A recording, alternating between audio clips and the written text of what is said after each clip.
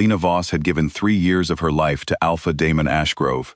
She had healed his wounded fighters, managed his pack's medicine house, and stood beside him at every council meeting since the day he marked her as his mate.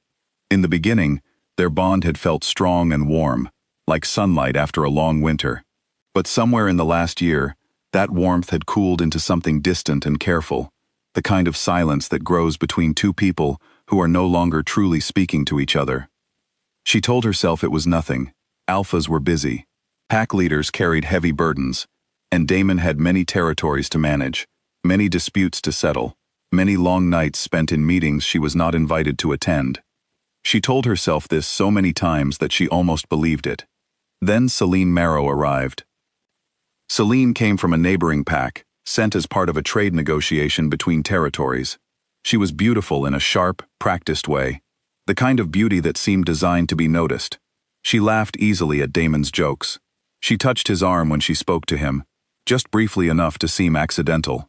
Lena noticed all of it, the way a healer notices the first signs of an illness before anyone else does. She said nothing.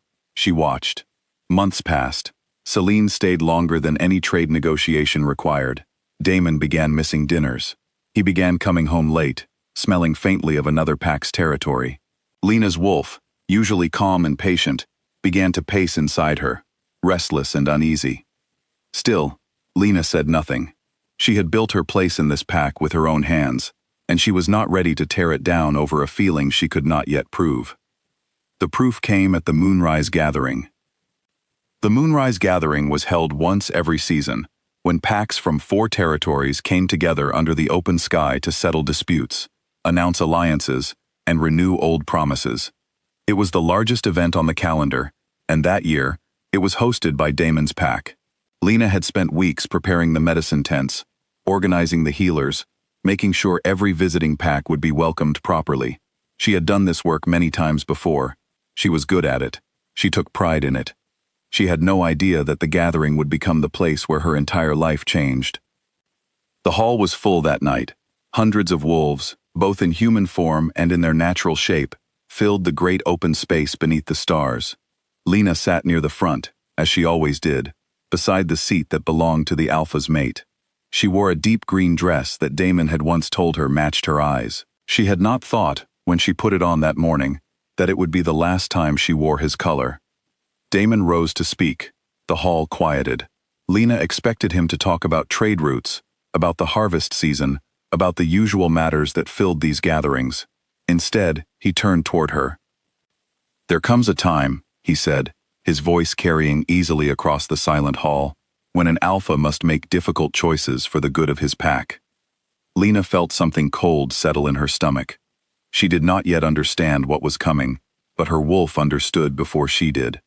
It went very still inside her, the way an animal goes still right before danger. "For 3 years, Lena Voss has stood at my side," Damon continued. "But our bond has not produced an heir. My pack needs strength. It needs a future. I cannot allow sentiment to weaken what I have built." A murmur rolled through the crowd. Lena's hands, folded in her lap, tightened until her knuckles went pale. She did not move otherwise. She did not let her face show the way the ground seemed to tilt beneath her. "I am setting aside my bond with Lena," Damon said, and the words landed like stones. "And I am announcing a new union, with Selene Marrow, whose pack will strengthen our alliance in ways that benefit us all." Selene stepped forward from where she had been waiting near the side of the hall, dressed in red, smiling as though she had been waiting all evening for this exact moment. Perhaps she had. The hall erupted in whispers. Lena sat alone in her seat, 300 pairs of eyes turning toward her, waiting to see how she would break. She did not break. It would have been easy to cry. It would have been easy to run from the hall, to let her wolf take over and flee into the trees where no one could see her pain. Instead, Lena rose to her feet, slowly, with the same steady calm she used when treating a wound that frightened everyone else in the room. She looked at Damon, not with hatred, but with something colder and more final, the look of someone closing a door for the last time. 3 years, she said, her voice clear enough to reach the back of the hall, and you could not find the courage to tell me this in private. Damon's jaw tightened, but he said nothing. He had not expected her to speak. He had expected silence, or tears, or anger he could dismiss as weakness. He had not prepared for calm. It was then that another wolf rose from the visiting delegation's table. Alpha Kieran Thornwood was known across all 4 territories as a fair and exacting leader, a man whose pack had grown strong not through cruelty, but through careful, patient strength. His territory bordered Damon's to the north, and the 2 packs had never been close, their history marked by old disagreements over land and trade that had never fully healed. Kieran rarely spoke at these gatherings, unless it was necessary. That night, he found it necessary. He crossed the hall without hurry, his steps unbothered by the hundreds of eyes now following him instead of Lena. He stopped before her and knelt, an act so unexpected that the whispers in the hall turned to stunned silence. "Alpha Voss," he said, using her family name with deliberate respect. "Would you allow me to walk you from this hall? You do not have to stay here a moment longer than you wish to." Lena looked down at him, this rival alpha she had spoken to perhaps a dozen times in 3 years, always across council tables, always with careful formality between their packs. She saw no pity in his eyes. She saw only respect, and an offer freely given, with no demand attached to it. "Yes," she said. "I would." Kieran rose and offered his arm. Lena took it, and together they walked out of the hall, leaving Damon and Celine standing before a crowd that no longer knew where to look. What followed in the weeks after was not the whirlwind romance that stories often promise. Kieran did not pull Lena into a new bond before her wounds had even begun to close. Instead, he offered her sanctuary in Thornwood territory, a small house near the Western Healing Gardens, far enough from his own quarters that no one could whisper about improper haste. He told her she owed him nothing, and he meant it. He simply waited, giving her room to breathe, to grieve, to rebuild. Lena used that room well.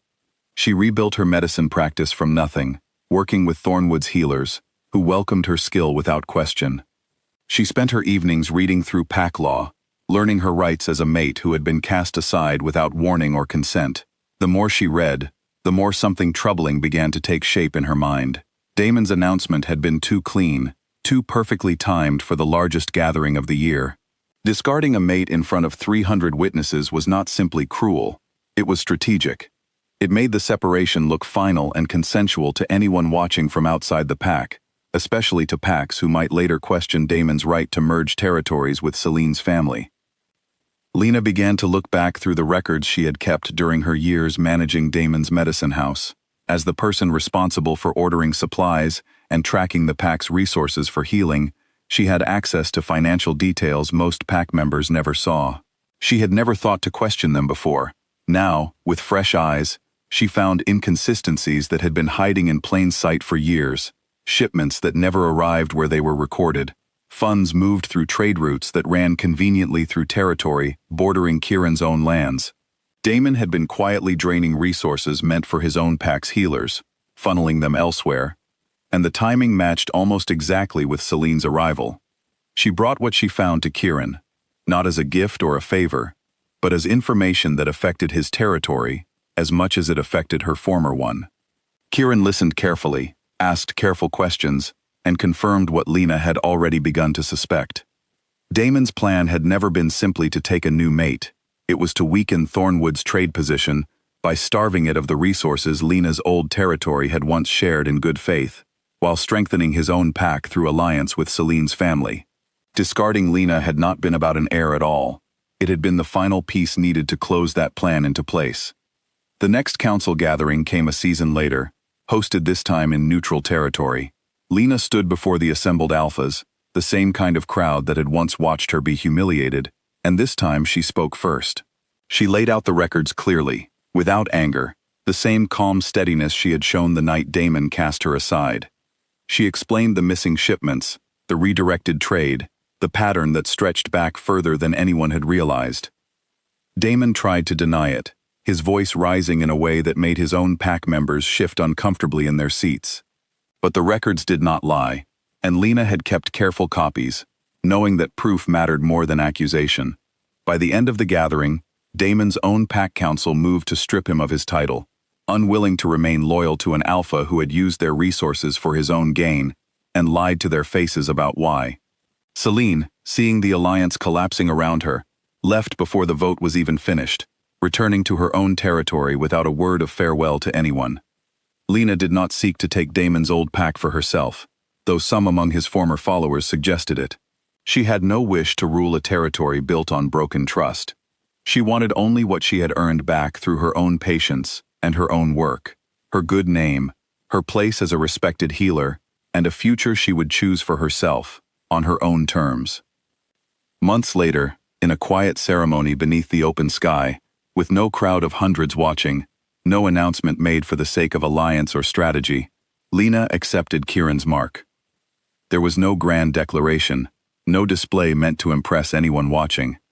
There was only the two of them, the moon overhead, and a choice made freely by two people who had waited long enough to trust it was real.